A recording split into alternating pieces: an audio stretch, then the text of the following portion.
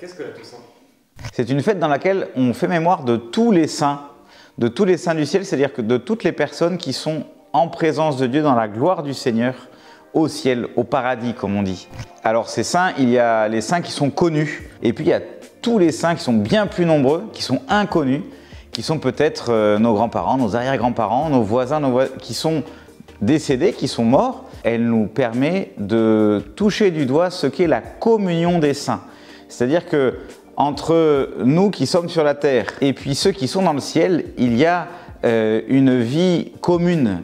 Nous sommes ensemble tournés vers le Seigneur et nous cherchons ensemble, en frères et sœurs, à avancer vers le Christ. C'est vrai sur cette terre. Et puis ceux qui sont déjà au ciel, qui sont déjà dans la gloire de Dieu, ils nous aident par leur intercession. Ils prient pour nous, ils nous aident et c'est pour ça que nous avons l'habitude de nous confier aux saints et saintes du ciel. Ça nous rappelle que nous sommes tous appelés à la sainteté. Souvent on confond sainteté et perfection. Pour éviter de tomber dans ce piège, il suffit de regarder la vie des saints. Vous avez des grands saints, je pense à saint Augustin, ou plus proche de nous à saint Charles de Foucault, qui ont plutôt mal commencé dans leur vie. Ce n'étaient pas des enfants de cœur. Et puis à un moment, ils se sont convertis. Il y a toujours un danger à mettre les saints et les saintes de Dieu sur des autels, comme s'ils étaient des gens parfaits et inaccessibles, finalement très loin de nous. Or, la sainteté, c'est quelque chose c'est une vocation qui est pour nous tous. Alors la fête de la Toussaint, souvent, on la confond avec la fête qui a lieu le lendemain, le 2 novembre, nous célébrons le jour des fidèles défunts. C'est un jour où nous honorons, où nous faisons mémoire et où nous prions pour nos morts. Parce que le 2 novembre, nous prions pour les personnes qui sont encore en train de se préparer pour rentrer dans la gloire de Dieu, qui sont dans ce qu'on appelle le purgatoire.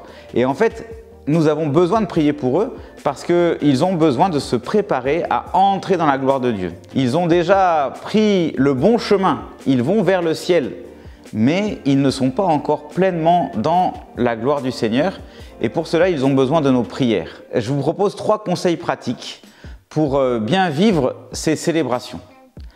La première, c'est peut-être choisir un saint, une sainte, et vous dire, je vais prendre le temps de découvrir son histoire. Je vais découvrir un petit peu comment il ou elle a vécu, comment il a vécu les moments de joie et les moments d'épreuve dans sa vie. Deuxième conseil, une fois que nous nous sommes familiarisés avec les saints et que nous avons goûté cette vocation de tous à vivre avec Dieu, je vous propose de prendre un temps de silence, un temps de prière. Ça peut être à l'occasion d'une messe, aller à la messe pour la Toussaint.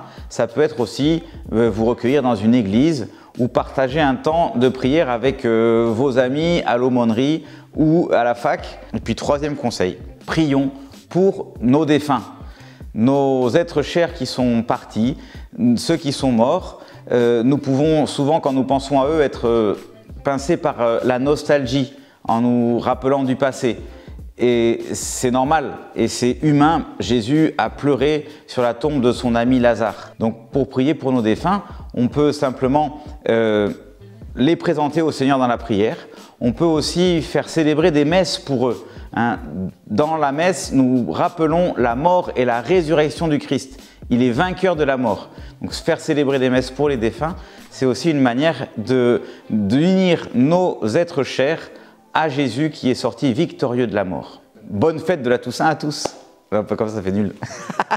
Bonne fête de la Toussaint à tous. Non, je ne sais pas comment faire. Ouais.